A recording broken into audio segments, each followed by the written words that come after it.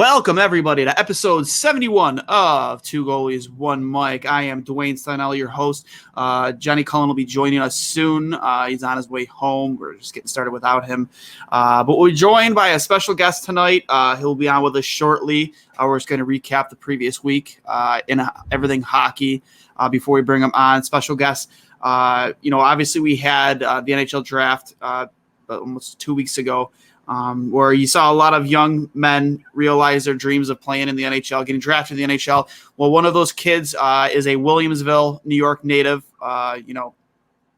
Chase Clark, goaltender, drafted in the 6th round, number 183rd overall, stands at 6'6", 200 pounds, played in the USPHL this past season for the Jersey Hitmen, won a championship with them, and the National Collegiate Development Conference Founders Cup for the best regular season record in the league. So they had a phenomenal year this past season. He's also a alumni of the Buffalo Junior Sabres. Agreed to come on with us.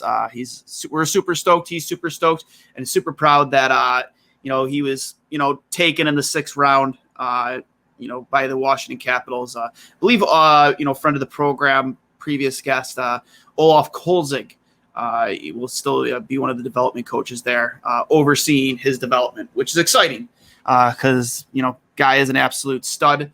Former Vezina Trophy winner. Oli is just an absolute beauty. So, but, there's a lot to talk about, especially here in Sabres land.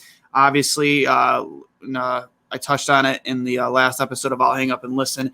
We had, the statement from Jack Eichel's agents, and then the interview done with Chad Pressmack, I think his name was, done on 31 Thoughts with Elliot Freeman and Jeff Merrick, where, it just all really seemed orchestrated, to be honest, something that was pre-planned by maybe Eichel's agents to have this interview done with the neurosurgeon out of Colorado that Jack went and saw for a second opinion, who suggests the disc replacement procedure instead of the disc fusion, which is what the Sabres want to have done. And, they really did change my mind. Not that my mind needed to be changed. I'd always wanted Jack to, get the procedure done, even though I saw why the Sabres were hesitant and, in letting him get that done. It's a procedure that's never been performed on an NHL player before. But after listening to the interview, I say, just let him get the disc replacement. It's got a very high success rate, 4.8%. Only 4.8% of the time have they ever had to go in for a second procedure to fix anything. So, the success rate is very high on this procedure, and it would lead to Jack living a more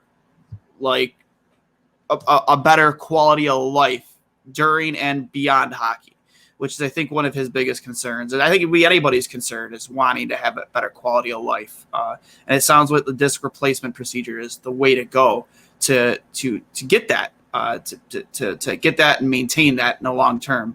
Whereas I think it was mentioned that 25% of the time with the disc fusion, you have to go in a second time within 10 years of having the procedure done. And so there's been some instances where you're having 2, 3, 4 surgeries by the time you're a grandfather, and you're probably not living a very pain-free life. So I agree. You want to let him get the disc replacement surgery. Another thing that came up though is, it popped up on Twitter too, was at the Warrior Arena in Boston, we've seen a lot of video of Jack Eichel doing some on-ice training. Now, I know there's been a lot of speculation around this. Like, why is he skating? Like, if he's so hurt, why is he skating? I'm pretty sure he's been skating now for like a month. I forget if it was Darren Drager or Elliot Freeman first reported it on the Instigators here in Buffalo. They've been skating for a little while now. I'm assuming that he's allowed to do a lot of non-contact stuff that doesn't really involve like any risk of injury. Obviously, outside if he falls or something along those lines, obviously that is risky. I'm not sure. It didn't sound like Kevin Adams was really aware that he was out skating on his own. There seriously sounds like there's a lot of disconnect between the Sabres and Jack Eichel's camp. Still, to even after beyond these statements that were made by the agent, just to go over that statement again too. I'll read it off here from Peter Fish and Peter Donatelli, Jack Eichel's agents. The process is not working. As previously stated, we fully anticipated trade by the start of the NHL free agency period after the agreed upon and prescribed period for conservative rehabilitation lapsed in early June 2021. It was determined by the Sabres medical staff that a surgical procedure was required. The recommendation by Jack's independent neurosurgeon, other spine specialists consulted, and the surgery Jack feels most comfortable having in order to correct a herniated disc in his neck is to proceed with artificial disc replacement surgery. A further point of concern is that our camp was initially under the impression the Sabres specialist was in agreement with the artificial disc replacement surgery until that was no longer the case. What is being left out of the discussion is that Jack would be able to play in the NHL for the start of the season, pending medical clearance if he were allowed to have the surgery he desires as of this date. Repeated requests have been made to the Sabres since early June to no avail. The process is stopping Jack from playing in the NHL, and it is not working. Peter Fish and Peter Donatelli. So, again, it just seems just a ton of disconnect. Just an absolute shit show going on right now down at KeyBank Center. And it just keeps pointing in the direction of Jack Eichel no longer being a Buffalo Sabre. In the near future, whenever that is. Personally, I think it's the Sabres' best interest to let him get the surgery.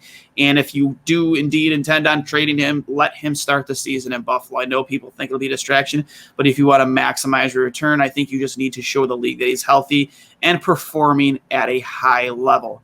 I think that's the best way to get a return, but that is just my opinion. I am no professional. I am not an agent. I am not a general manager. That's just me giving my unbiased opinion. Another thing too is obviously we all know the Evander Kane situation in San Jose, which is getting very, very ugly. A few days ago, Evander Kane's future soon-to-be ex-wife, who seems very frustrated in either the divorce proceedings or, obviously it seems like his house is being foreclosed on or taken by the bank. She's pregnant. They already have a child, and she's accusing him of essentially being a really bad father. Can't afford to put diapers on his kids, not making time, to even FaceTime his daughter. Just a very, very, very sticky situation going on, down up in San Jose with Evander Kane. And, he came out with a statement, actually just to read the statement, allegations made by the wife. Here, this looks to be an email from Evander Kane to, I'm assuming, his wife. Or future ex-wife. Good morning. As we have discussed recently, I will be coming to see Kensington on August 8th and 9th as agreed. There will be no change in that plan. Also, I please ask you to leave a house key to the Richland property when you move out in the next day or two under the mat at the front door, as the realtor who is selling the property needs access to show it. Also, please leave the keys to my green G-Wagon in the house and have the car parked in the garage when you leave. Thanks for your cooperation in advance, Evander Kane.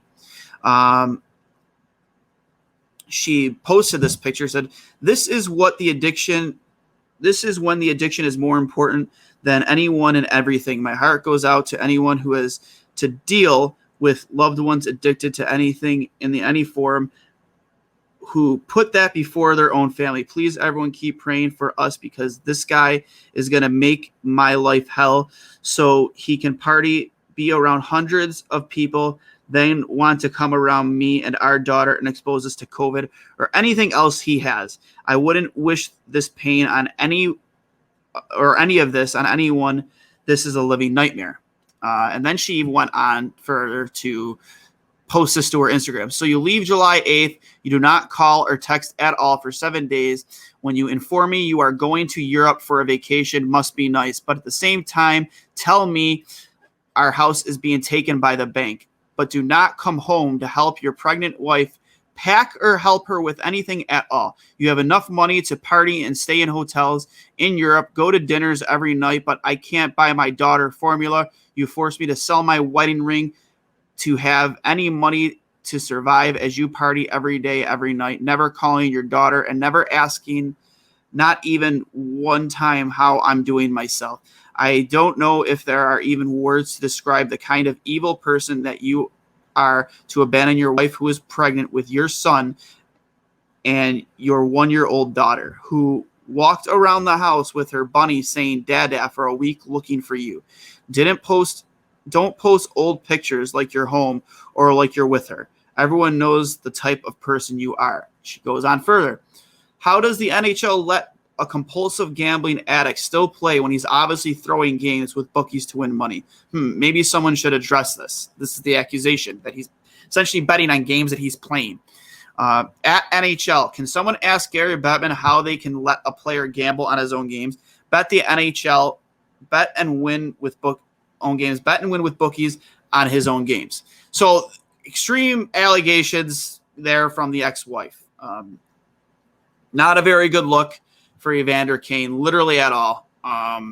And he then went on to make a statement of his own against apparently the wishes of his attorneys.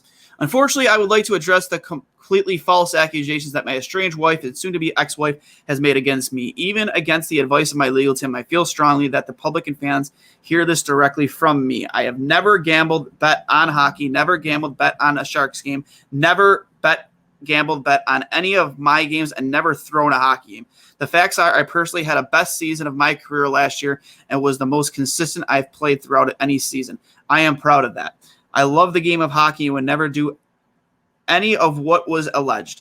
I look forward to cooperating fully with the league's investigation, having my name cleared, and looking forward to this upcoming season. It's funny how the league is willing to launch a full investigation into this, but you have witnesses and so much evidence against Bradley Aldrich and the sexual assault cover-up against the Blackhawks players and the Chicago Blackhawks, accusations made against Bradley Aldrich, where he went on after he left the organization, after he was accused by players and staff of sexually assaulting Blackhawks players. And that was swept under a rug. And then he goes on to his next job and sexually assaults a 17-year-old player for a high school team he coached. But apparently there isn't enough evidence to investigate all that, even though there's witnesses willing to come forward. It was considered an open secret. I don't even want to get too deep into that because that's a rabbit hole I don't want to go down. But it's just disgusting that wasn't good enough to be investigated by the NHL, but this is. Even though this is a severe accusation made by the ex-wife.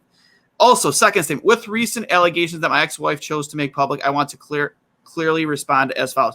I love my daughter. I will and always have taken care of my daughter in every way possible. I have always made sure her mother has had everything she's needed and more. I have tried to de-escalate our divorce issues and be as civil and calm as anyone in this position could. I've tried to set up a FaceTime calls and visits with her. I have had some FaceTime calls, but not every day as I would like to because of being restricted by her mom. She has refused to see. She has refused me to see her and unfortunately tried to use my daughter as leverage. I will continue, as always, to take care of my family. That goes without question. I would encourage people to realize that someone who goes to this length to try and jeopardize someone's career with lies and is mentally unwell. That's a bold statement to make, calling your wife mentally unwell who's pregnant with your second born. That's something you just don't do. That's a bad look. I hope this is the last time I will publicly be addressing any further misrepresentations of me as a father. And then he posts, and there's pictures on his Twitter of him with his daughter, yada, yada, yada. We already know, listen, us here in Buff, we already know the type of person, Evander Kane is. He's not that great of a dude. Very, very, very shady. So this is really with no surprise. He's not a great dude. This is not his first rodeo with being a bad dude. So it's going to be interesting to see where this goes because I know that if these allegations are determined to be true, that the Sharks are able, about to die. Sharks are able to terminate his contract. So with that being said, it's just it's a real sticky situation. Me personally, if I'm Kevin Adams and I'm looking to unload Jack Eichel, if it does get to a point where they do terminate his contract, I would be calling San Jose because they have, obviously Eklund, a guy that Buffalo was very interested in trading into back into the first round to acquire. They have a lot of assets there in San Jose. We can get deep into that later, but Eklund being one, I'd assume first round draft picks would be involved. A team that that is struggling to be successful in San Jose. There's a lot to be desired out of that organization. So that's what I would be doing if I was Kevin Adams. I'd be really paying close attention to this Evander Kane situation to see if it is determined that he was betting on his own games, assuming they would immediately terminate his contract. His career in the NHL will be done, probably head over to Russia, but that frees up a lot of cap space and a lot of flexibility for San Jose to make a move like a Jack Eichel trade. So we'll see.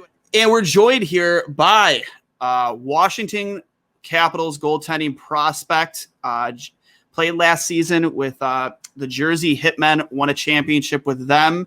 And I believe it's as I'm reading here, National Collegiate Development Conference Founders Cup for best regular season record in the league, joined by Chase Clark. Buddy, how the hell are you doing? How are you feeling?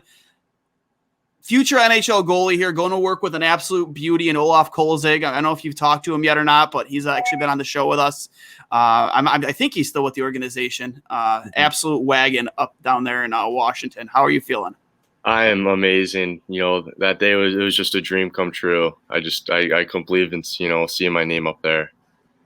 Oh, that's great to hear, bud. It's just, obviously I never really played a crazy high level of hockey. I played a little junior college, but I was never gifted the size that you kids have these days. Like I mentioned before we brought you on, I don't know, my mom smoked while she was pregnant or something, stunted my growth dramatically, or I'm just an average size back then. But like you kids, man, it's just like they're just hit 18, 19 years old, 6'2" and bigger. It's wild to see how much the game has changed. 'Cause I felt like I was the average size of a goaltender back when I played. Cully too, 5'10".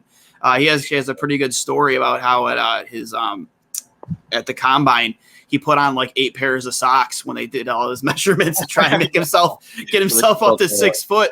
Try to get himself up to 6 foot, and then they told him that he had to do his measurements without his shoes on on. So he has to go to the bathroom to take off 8 pairs of socks.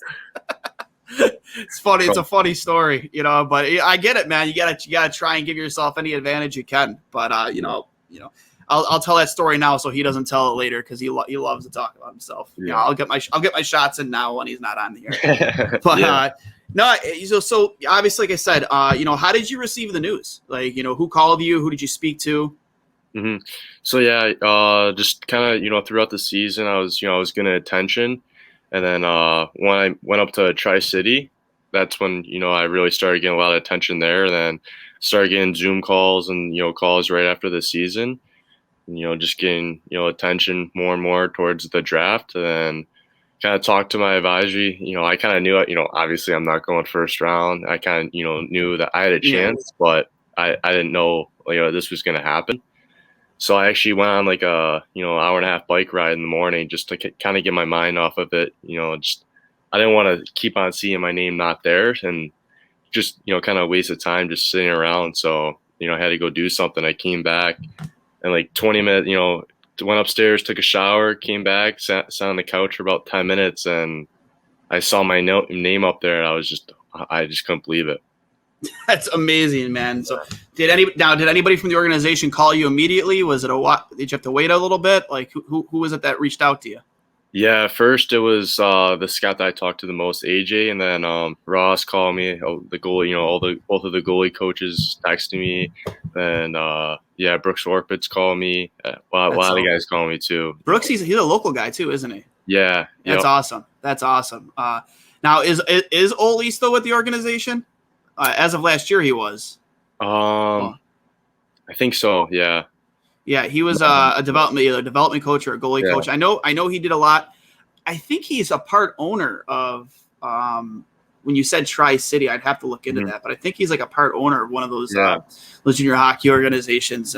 He's best friends with Byron Dafoe, former Boston and LA Kings goaltender Byron Dafoe. We actually had them both on. Funny story. They actually they were best men at each other's weddings, and they got into a fight in a game in the NHL. Fought each other. Yeah, it's funny stuff. That's hockey. Yeah, man. Ole is an absolute beauty. He, his story is pretty cool. He's one of the very first really big goaltenders. They called him Godzilla. He had Godzilla painted on his mask. He stole the Vezina from Dominik Hasek one year. Yeah, I wouldn't say he stole it. He deserved it, but yeah. Former Vezina goaltender. There's actually a really dope hockey card of him out there when he was sitting on the bench and somebody gave him a hot dog and they wrote Olaf and mustard and they took a picture of it and then they gave him a hockey card. He's like, if I would have known that this was gonna be on a hockey card, I would never agree to take this picture. Good dude. He's real good dude. So you'll learn a lot from him if he is still with the organization. I reached out to him. It's tough to get a hold of him, but I reached out to him to let him know you're having you on. Hopefully he gets back to me at some point, but I'm sure he's stoked to have you too. So, again, there's one thing you can't teach, man. It's size, and you have it. 202 pounds is from what I read last. 202 pounds, 6'6". So, what was obviously your last season with the Jersey Hitmen? You posted a 1.92 goals against in 22 games, 935 save percentage. Absolutely unreal numbers, man. So, what was the transition from when you played with the Junior Sabres? Obviously, I mentioned, leading into this before we brought you on, you're a Buffalo Junior Sabres alumni. What was the transition like, obviously, going from the OJ into Jersey with is it the USPHL, correct? Yes. Yes. And then, what was that transition like? Transition. So I actually started off with the Omaha Lancers in the beginning of the year because I made the team from their main camp, and about 2 weeks in, I got a concussion, and then they sent me home, and I spent about 2-3 weeks at home, and I got a call from Toby Harris, and I got to thank him for giving me an opportunity. But yeah, it was I could definitely tell things were a little bit faster, plays, a little bit more open, definitely say a little bit more offensive. But yeah, it was definitely a jump, I would definitely say. Well, I mean, you handled it pretty well. Like I said, your numbers, improved dramatically from playing with the Junior Sabres and the OJ to, when you went over into Jersey. What was, again, what was the experience like? Just obviously playing there. What was the toughest thing? Obviously, outside of maybe the speed or just the higher offensive skill level. Like, what was the hardest thing for you to adjust to? For me, it was I've always been on the worst teams. I don't know who told my dad heard that Ryan Miller was always on the bottom team, worst team. So I was always on one of the bottom teams growing up. I played actually a year in Lockport Regals, and that was an experience. Junior Beacon, 50, 60 shots a game. My most shots I ever had was 87. You gotta love it though, dude, don't you? You know what I mean? Like, especially if I'm the type of guy. If I know we're gonna get pumped, yeah, dude, put 100 shots on me, like whatever. It's like a skating shoot at that point. Yeah, no, it's the opportunity to make those big saves because you're gonna get them, and to win that you got to be staying on your head. But no, going into Jersey, I really learned how to win. That's one of the biggest things I really learned there was learn how to really win and be consistent. It's the mental side of the game, staying in the game. Yeah, there's gonna be times. There's always a couple games where you're only gonna get around 20 shots, but those 20 shots you got to be on point. Yeah, and like I said, it's not like you had a bad record with the Junior Sabres. You were 12-8-1. Like you said, though, you were getting pumped. You were getting pumped, nightly. In 24 games, you had a 900 save percentage, but your goals against dramatically took a big dip going from with the Junior Sabres with the Hitmen, and then you played 3 games with the Tri-City Storm. Obviously, numbers dipped a little bit, but that's probably expected. Another big jump for you. From the USPHL to the USHL, which, not even arguably the best junior hockey league in the country.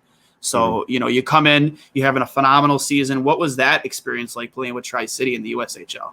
It was amazing. I'm still thankful for the opportunity, and I'm going to be heading back there, this season. But yeah, the three games I got, we were resting a lot of our top players because we were already the first seed.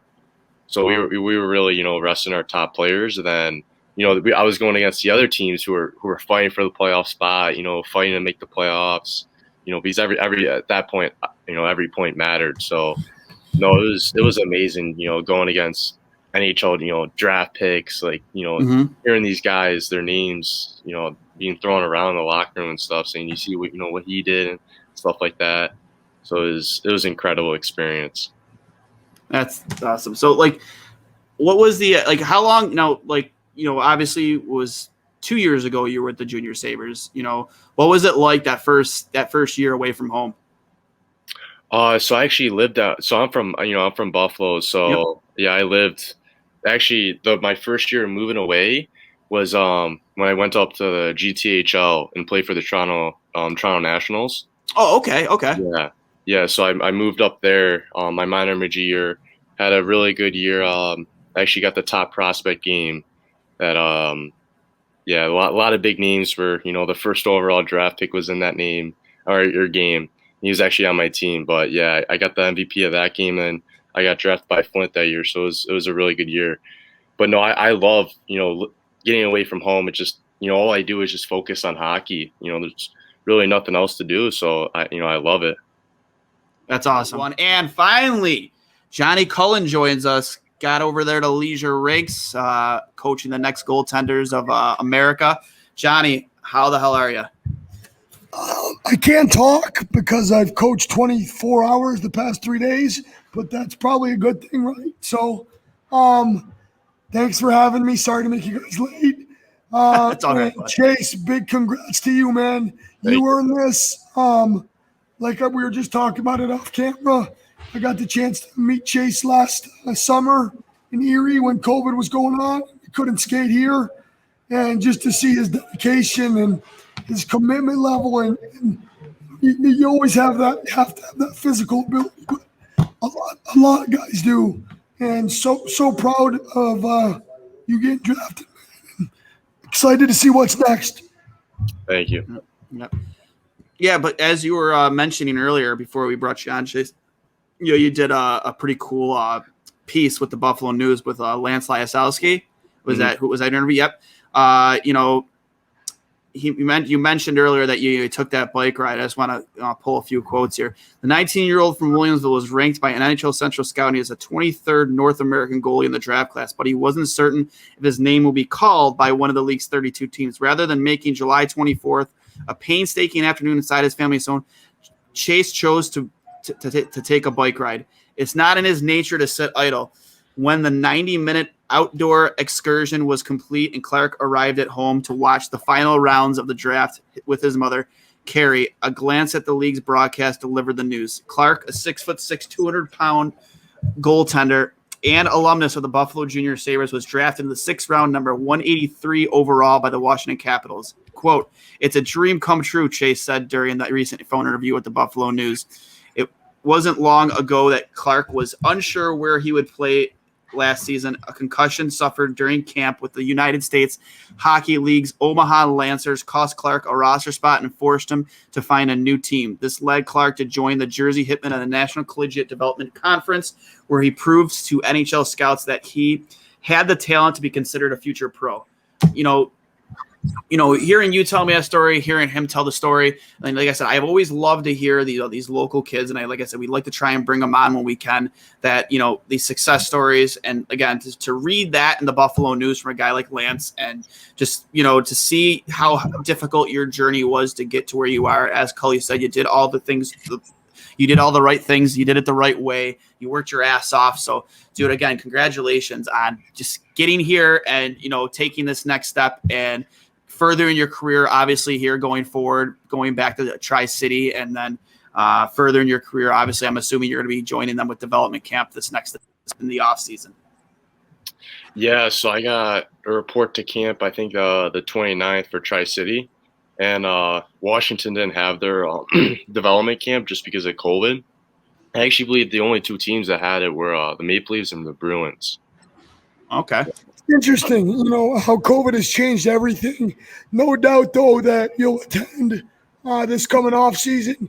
And, it could be a blessing in disguise, right? Get a year in the U show under your belt, get in there and turn some heads.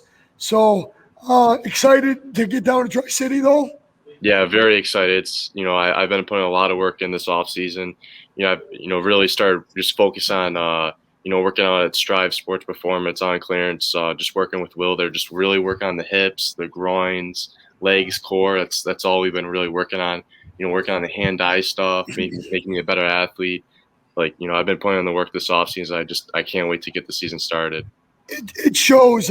I've seen it firsthand. Duane Clarkie's came out to a couple of our 5-on-5 pro skates and is just dynamite. He's able to use that 6 foot. What are you, 6'6"? Yep, 6'6", yeah. But he plays like a little goalie in the way that he moves. I heard he stole a couple. I heard he stole a couple points from you in the FHL the other night, huh? I'm still sour about that. Your team was stacked. You had AHL guys. You got Quinn Musty, first overall, OHL draft pick, and I got. No, it's just a perfect example of what I was trying to say. His ability to get cross crease, tracking pucks, and just being that X factor, which is obviously allowed open Washington's eyes. But congrats again. Just what are you looking for most? Look forward to most about Tri-City? I just getting out there and playing. Just kind of being with everybody. Like, when I was there for at the end of the season, the last couple months, really everybody welcomed me like family. They really have that family culture, and the head coach Anthony Noreen, gotta give him hats off to that. Like, he really knows how to create that atmosphere, and it's amazing. It's huge. Yeah. And you feel it day one. Yep. You either have it or you don't. A lot of teams try to and fake it, but really excited for you to get down there. Yep, me too. Duane, I know this is hilarious for you. He sounds like a 90-year-old guy. He sounds like a 90-year-old smoker trying. You just got done ripping 6 darts before you came into the rink. I can't even say it. Lay off the darts, Cully. Jesus. Nah, so Chase, going through COVID, obviously, in Jersey, what was that experience like? Obviously, what were the protocols in place? How did they keep you guys safe and just healthy throughout the year? And then obviously, like we said before, there was a big jump, in your, statistically what you did from the OJ to what you did in the USPHL, with the Jersey Hitmen. Like, what was done? Was it better for your game to at least stay focused and concentrate, maybe focus on things instead of having those distractions of the outside world going out, being an 18-year-old kid, was it easier to focus on your game? I mean, yeah, definitely. So the league actually really did a really good job. Like, they really want to make sure that we were playing games. There's one point where, all the states, got back down to lockdowns, they were shutting down the rinks, and we were actually we played like 6 games outside, regular season games outside. It was an experience. So it was honestly another dream come true. You're playing outside, you get the snow coming down, like, Winter Classics.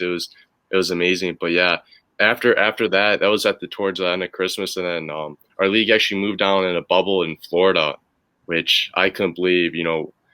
Staying at the Saddlebrook Resort, it was so much fun. Heard the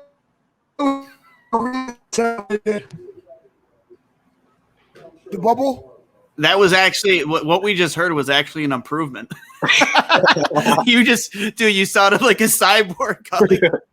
And now he's frozen. No, but I heard that bubble, the NCDC was a really well put on event.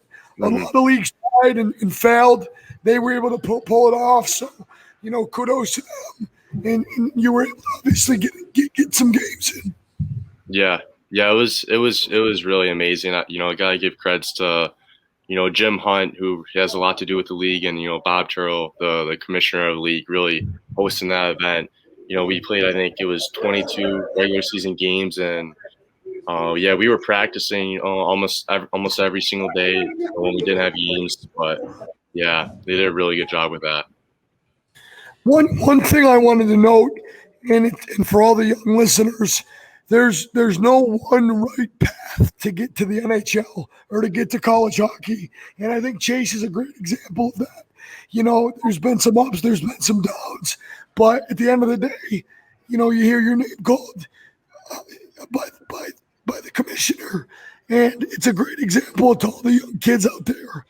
So, I mean, just a couple clicks for the kid. Thank Clicks. you. Actually, speaking of that, one of the downs when you sustained that concussion with Omaha, and you lost that spot, as you mentioned, what was that like? How were you able to kind of like refocus and get right back on track? Because obviously that's a big letdown. But you know how good you are. You know what you're capable of. Was it difficult to kind of like refocus and rebrand yourself and put yourself right back on track to moving forward?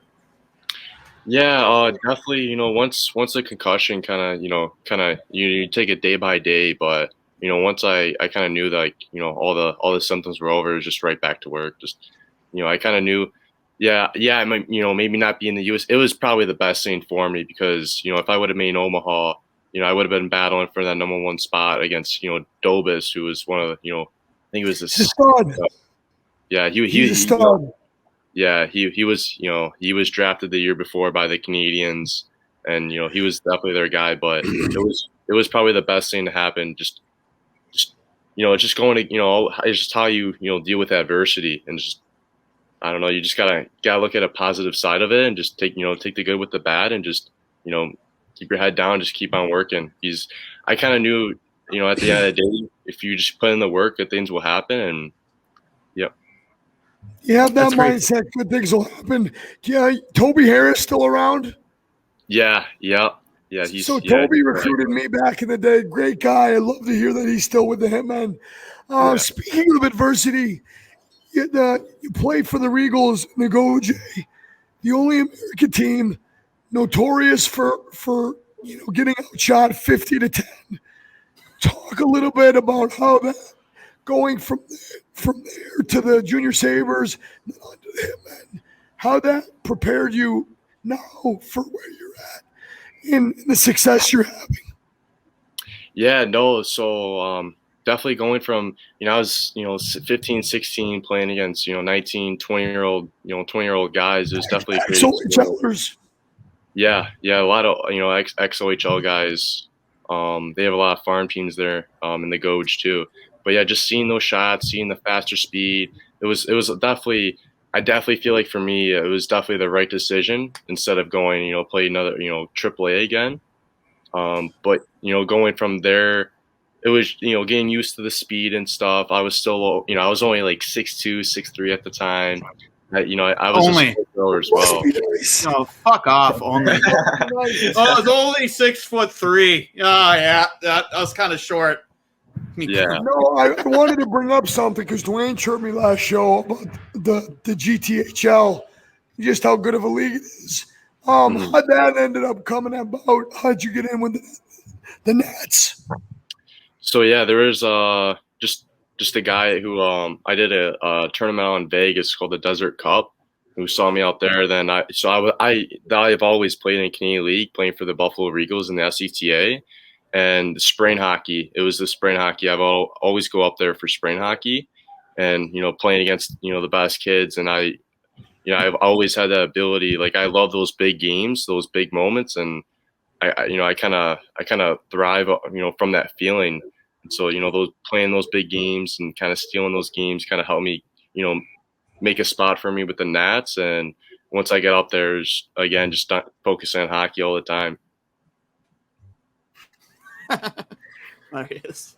He froze again. It's a great answer because Duane chirped me for bringing up the GTHL as being the mini OHL. So I'm very happy to hear I you. don't think I chirped you for that. I don't think I chirped you. I agree with that. Go back to the tape. You chirped. I'll go back to the tape. Sure. I chirp you for talking, not putting the yearbook away. I don't know if I talked about the G though. We gotta wrap things up here, Chase. But one of the things I definitely want to ask you is, like, when you're not on the rink, when you're away from the ice, how do you keep busy, bud? Like, you're still a kid. You're 19 years old. You know what I mean? Like, I wouldn't give to be 19 again. What I would change about my life. But what's Chase, the 19-year-old kid, do away from the rinks? Play more hockey. I mean, I've always played hockey. So growing up, I've always played goalie, and whenever I was bored when I was younger, just go on the driveway. I would just stick handle pucks, shoot pucks, and I actually played high school hockey as a defenseman. I still, that's all I do still. It's just goalie and player. I got a roller game. Buddy came out to our 5-on-5 college game as a player. and Cully got a little upset because I didn't get any heads up, but he's not bad. He moves pretty well. Yeah, I have a roller hockey game here at 9, and I haven't played goalie and roller like I used to all the time, man. It's different for your hips, man. You know what I mean? Yeah. Like you don't have that ability to slide or just the movements are so much different. It's a lot of stress on your hips, especially at my age. So it's like I'm 33, but it's just I just refer to. So I just played D. I'm a lockdown. I eat a lot of pucks. I play some defense. Exactly right. I know how to play the angles, right? Keep everything outside. Keep that far side shot out of the question. Take that away. Let you have the shot from the outside. Golden. For me, I use playing out, just kind of seeing, watching how I'm scoring goalies. Like right now, just even with working with Bob Janos, helping a goalie coach with his camp, just kind of seeing, just how goalies are getting scored, the angles and stuff like that. Just the little things, At the end of the day, the only goalie school we talk about here is big game goaltending. I'm just kidding. Bobby does a great job with that, but no, it really gives you a different perspective. Yeah, I liked it because it allowed me to see, what the shooter saw or different vantage points on certain plays, and translated to my game. And that was one of my favorite things to do in the summer, is to get out and play a little forward. And it truly did help my game. So happy to see you do that. Yeah. Just another thing that really, I kind of added to my, the mental side of the game, going to the Hitman, learn how to win, really, really bring that competitiveness out on me. Just that mindset. I'm going to do anything it takes to win. Nothing else matters during the next 60 minutes. Just being completely living in the moment during that time, focusing on the game, and that's it, just nothing else. Yeah. And one of the things too, that when I asked you about what you're doing away from the rink, you went straight to I'm trying to play as much hockey as again. That's like a phenomenal answer, because we had Owen Power on 2 weeks ago now. Obviously he was taken first overall by Buffalo, and when I asked him kind of like that question, Cully asked him like, what would Owen Power be doing if he wasn't playing hockey? And he said, I'd just be playing another sport. The kid's just dedicated to his craft, and I love hearing that type of answer from you. But you always got to remember, buddy, you still got to be a kid at some point. Putting down the stick is, as bad as it sounds, isn't always a bad idea, and just kind of decompressing. Just got to remember, don't always take life too seriously. But I love hearing that answer, man. Just, you love to have fun, because that's how my love for the game started, bud, is in my driveway with my brother and my cousins. It's just like it's fun. Strapping on. Dude, you have no idea what our equipment was when me and Cully played. The old Milac plastic pads. Yeah. They were like, foam in the middle. There was, if you went down in your, you went down in your butterfly, your knees were scraping, buddy. Scraping. Using a starter jacket for a chest protector, Franklin goalie helmets. Yeah. Those were the days. Whatever you had. Baseball mitt for a glove, man. Those were the days. I miss those days. I surely do. Well, I don't have my voice anymore. Well, we'll wrap this up. Chase, congrats. It's been an honor to work with you. Thank you. I know I've just been a small piece of a big goalie coach puzzle that has helped you along the way. And to see you help the younger kids has been really special to watch. At the Tuesday skates, Duane, Clarkie's the first one to go up to the younger kids and give them tips. So a couple of clicks. That's awesome. That's awesome. Something you never see. You don't always see. So great kid, awesome goalie, bright future. Can't wait to see what's next. Go kill it in Tri-City. I got to hop out on the ice. Take care, boys. How are you going to coach? Like, how is that going to happen? We'll figure it out. But you'll figure it out. Are you just going to find a way? Are you just going to rip the whistle the whole time? Find a way, baby. Find a way. Are you going to Herb Brooks them? Just again. That's all you can do. Get the bag skate him. Just bag skate him. Clarkie, seriously, congrats again. And the work is just beginning. I know you already know that, but have fun. Enjoy the process, brother. I'll see you soon, okay? All right. Sounds good. Thank you. thanks for hopping on with us, bud. I know Cully is going to cut out here now, but really appreciate it. Hope we can have you on again. Hope you had a good time with us. Yeah, I definitely did. Thank you for having me. I appreciate your time. No problem. No, not a problem. But what I do want, one favor I do want to ask, because obviously I have a collection of memorabilia up there. What I don't have is anything with Chase Clark on it. So we're gonna have to get something up on that wall, dude. Because once I get that studio rolling soon, an actual studio, I want something up there. Chase Clark autograph. Yeah, I got you with I got old Wheatfield Blade jerseys, Buffalo Regals jerseys. Yeah, give me something. Give me something to put up on that wall. Anything but a Jonathan Cullen jersey. Yeah. Just kidding. I had to get one more in. But thanks for joining us, bud. I hope we can have you on again sometime. And go Caps, all right? Yeah. Go Hitmen. Actually, you know what I want you to do? I want you to let me know your next FHL game. I'm coming to watch. 100% coming to watch. Tomorrow night? Yeah, it's gonna be a busy day tomorrow. I got a 7:30 lesson, then I'm on the ice again with pro ski with Nick Tuzolino.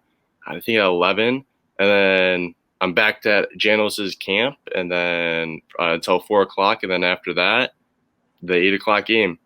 All right, if I can make it, buddy, I will for sure. Yeah. I might bring somebody with me, but I definitely want to come watch you play. That sounds great. Appreciate All right, it. bud. Yeah. All right, this has been episode 71 of Two Goalies, One Mike signing off. We will be back with you next week.